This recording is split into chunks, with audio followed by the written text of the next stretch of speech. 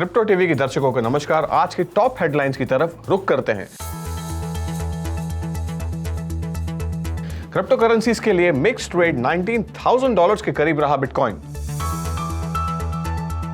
Kramer finance ने hack के बीच Solana पर लिक्विडिटी प्रोटोकॉल को किया बंद। ट्रेडिंग वॉल्यूम में गिरावट के कारण इंडियन क्रिप्टो एक्सचेंजेस को करनी पड़ रही है बंद का सामना। सेल्सियस नेटवर्क ने की अपने 25% कर्मचारियों की छटनी। एक्स ट्रेजरी मैनेजर टोकन्स को खरीदने के लिए वंडरलैंड कम्युनिटी ने किया वोट। इथेरियम गैस फीस $1.57 तक फिसला नीचे। 2020 के बाद का है सबसे बड़ा कम स्तर।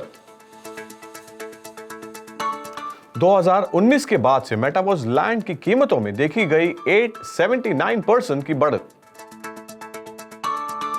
क्रिप्टो एक्सचेंज केयू कॉइन ने विड्रॉल्स को रोकने की अफवाहों का किया खंडन। अब देखते हैं खबरें विस्तार में। क्रिप्टो करेंसीज ने मिक्स्ड ट्रेड किया, जो वाइडर मैक्रो इकोनॉमी को रिफ्लेक्ट करता है और कंपनीज द्वारा संचालन के सस्पेंशन और डिफॉल्ट्स के बाद क्रिप्टो यूनिवर्स पर अनसर्टेनिटी की ओर इशारा करता है। वहीं बिटकॉइन अपने $19,000 के न्यू सपोर्ट लाइन के पास ट्रेड कर रहा है। यूएस स्टॉक्स फ्यूचर्स ने वीक ओपनिंग की ओर इशारा किया है, जो इन्वेस्टर्स के रिस्क से बचाने के दर्शाता है। पिछले कई महीनों में क्रिप्टो की कीमतों में ब्रॉडर मार्केट S&P 500 और टेक हैवी नैस्डैक इंडेक्स को फॉलो किया है। राइजिंग इन्फ्लेशन, रिसेशन की बढ़ती संभावनाओं और जियोपॉलिटिकल अशांति से इन्वेस्टर्स को जोखिम में बचाने के लिए डिफेंसिव झुकाव के लिए मजबूर भी किया है।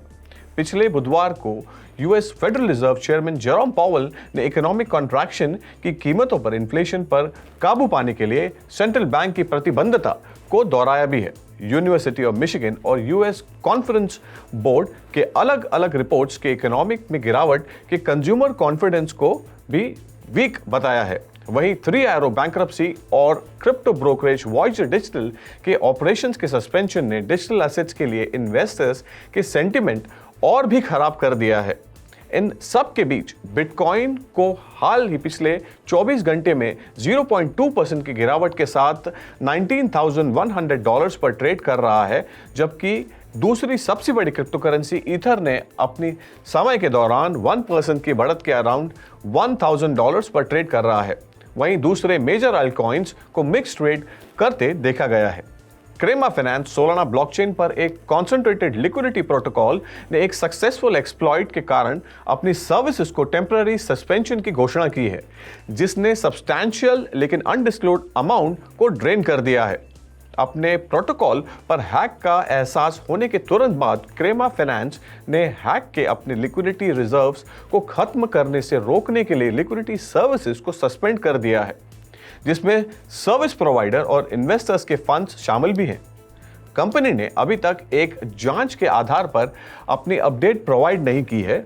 हालांकि क्रिप्टो ट्विटर कम्युनिटी ने हैकर की वॉलेट में ट्रैक किया और एलिज्ड हैकर के वॉलेट एड्रेसेस को भी दिखाया है।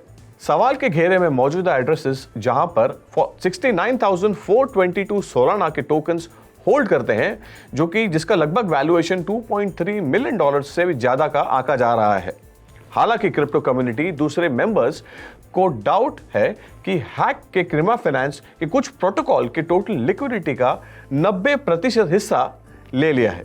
इंडियन क्रिप्टो एक्सचेंजेस बड़े पैमाने पर लिक्विडिटी क्रंच का सामना भी कर रहे हैं। इस तरह से जनवरी के बाद से उनके ट्रेडिंग वॉल्यूम्स पर लगभग 80% कम का वॉल्यूम देखा गया है। ऐसे में एक्सचेंजेस जिसमें वजीरेक्स जहां पे 80%, कॉइन DCX में 40%, बिट्स BNB में 3% और ZebPay में 65% की कमी देखी गई है। Digital assets trading reporting firm Crebaco global के CEO सिद्धार्थ सोगानी के अनुसार 1% TDS और क्रिप्टो पर GST की संभावना शुरुआती में वॉल्यूम्स पर इंपैक्ट हो रहा है। ग्लोबल इकोनॉमिक फैक्टर जैसे looming recession, global crypto currency crash ने भी कई क्षेत्रों के नए फंड्स और नए एंट्रेंट्स को डिस्करेज भी किया है। 1 जुलाई से 1% टैक्स डिडक्टेड एट सोर्स यानी कि TDS लागू होने के बाद से ट्रेडिंग वॉल्यूम्स में और भी गिरावट देखी गई है। Crypto lending platform Celsius network ने अपने 150 एम्प्लॉयज की छटनी की है, जिसमें उनके वर्कफोर्स की संख्या लगभग 25% भी शामिल है। निकाले गए एम्प्लॉयज में इजराइल में रहने वाले लोग भी शामिल हैं, जहां कंपनी का ऑफिस भी है। फर्म जिसके ऑफिसेस इजराइल के अलावा यूनाइटेड स्टेट्स भी शामिल है, वहां पर उन्होंने कहा है कि ना तो इसकी पुष्टि की है और ना ही इसके बारे में कुछ बयान दिया है। 13 जून में सेल्सियस के प्लेटफॉर्म ने लिक्विडिटी की चिंताओं के कारण विड्रॉल्स को रोक दिया था, यानी कि फ्रीज किया था। इतना ही नहीं कि कई दूसरे क्रिप्टो करेंसी फर्म्स ने वो भी एक मेथड फॉलो किया था, जिसमें मेजॉरिटी जिसका जो संबंध था वो सेल्सियस से है।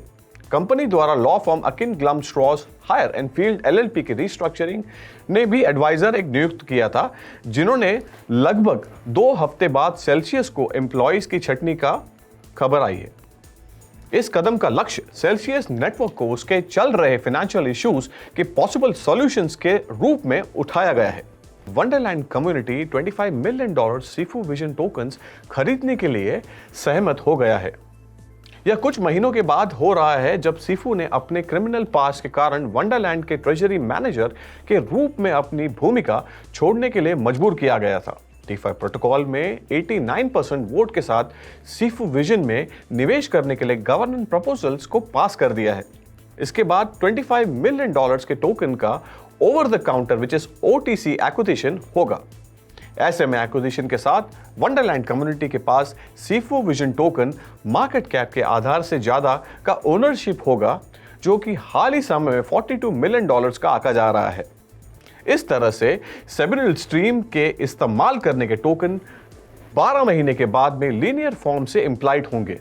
सीफू वंडरलैंड डाओ के फॉर्मर ट्रेजरी मैनेजर हैं, जो एक कन्विक्टेड क्रिमिनल मिशेल पाटन थे।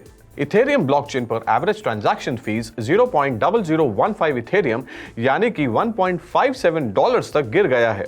हालांकि non fungible tokens, decentralised finance और प्रॉमिसिंग बुल मार्केट के हाइप के कारण जनवरी से 2021 से इथेरियम की गैस फीस में बढ़त देखी गई थी। लगभग 2 साल के बाद जनवरी 2021 और मई 2022 के बीच इथेरियम नेटवर्क के लिए रिक्वायर्ड एवरेज गैस फीस लगभग $40 थी। 1 मई 2022 से एवरेज गैस फीस $196 दर्ज की गई थी। इथेरियम नेटवर्क के मेन स्ट्रीम डोमिनेंस के लिए सबसे बड़ी बाधा को एक्सट्रीमली हाई गैस फीस बताया जा रहा है। हालांकि इथेरियम एवरेज गैस फीस अब घटकर 0.0015 इथेरियम के साथ कहानी को नए मोड़ की तरफ रुख कर रहा है। चेन एनालिसिस की एक रिपोर्ट के अनुसार मेटावर्स लैंड प्राइसेस की सितंबर 2019 से मार्च 2022 तक 879% की बढ़त हुई है। दूसरे और फिजिकल रियल एस्टेट की प्राइसेस में जहां पे 39% की बढ़त हुई है। वर्चुअल रियल एस्टेट प्राइसेस की ग्रोथ में फिजिकल प्रॉपर्टीज को 532% से भी ज्यादा बढ़त देखी गई है। अलग अलग मेटावर्स के बीच लैंड प्राइसिंग डिटर्मिनेशन में मेजर डिफरेंस ब्लॉकचेन रहा है, जिसमें इथेरियम और सोलाना पर लैंड के प्राइस डिफरेंस से देखा जा सकता है। रिपोर्ट्स में कहा गया है कि बोर्ड एप यॉट क्लब ने NFT को एंटरटेनमेंट और दूसरे चीजों के साथ जोड़ा जा रहा है। इससे उन्हें मेटावर्स लैंड के सेल पर $310 मिलियन हासिल करने में मदद भी मिली है। यह बताया गया था कि उस समय उनके नेटिव टोकन एप कॉइन में एक प्लॉट की कॉस्ट लगभग $5,800 थी। आज की खबरों में इतना ही। देखते रहिए crypto TV. Thank you so much.